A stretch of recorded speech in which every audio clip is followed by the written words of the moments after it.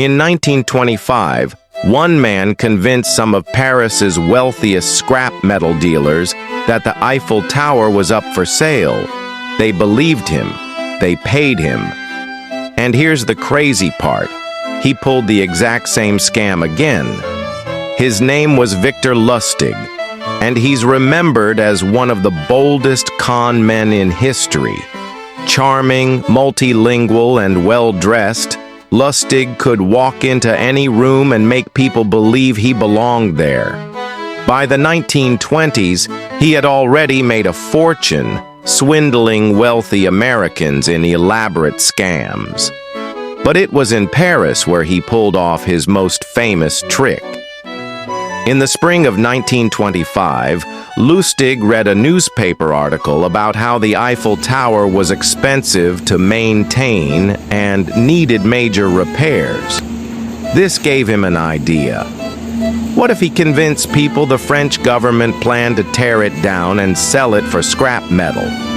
He forged official government stationery and invited 6 of the biggest scrap metal dealers in Paris to a private meeting at the Hôtel de Crillon, one of the city's most luxurious hotels. Dressed as a government official, Lustig told them the tower's upkeep was too costly, and the city had decided to discreetly sell it to avoid public outrage. He claimed the sale was confidential, and the dealers had been specially chosen to bid on the project. The men toured the Eiffel Tower with Lustig as their guide, never suspecting a thing. One dealer, a man named André Poisson, was eager to win the bid. Lustig, sensing his desperation, hinted that a small bribe might secure the deal. Poisson paid Lustig the equivalent of tens of thousands of dollars, both the fake bid price and the bribe. Within days, Lustig boarded a train to Vienna with the money.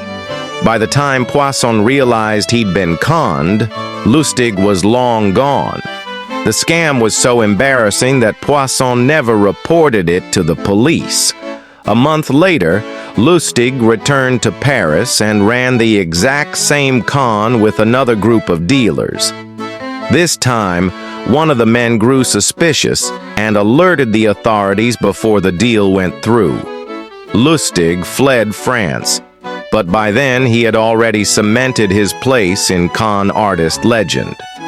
Victor Lustig went on to run numerous other scams, including tricking Al Capone himself, and living to tell the tale. He was eventually captured in the United States for counterfeiting and died in prison in 1947. The Eiffel Tower, it's still standing.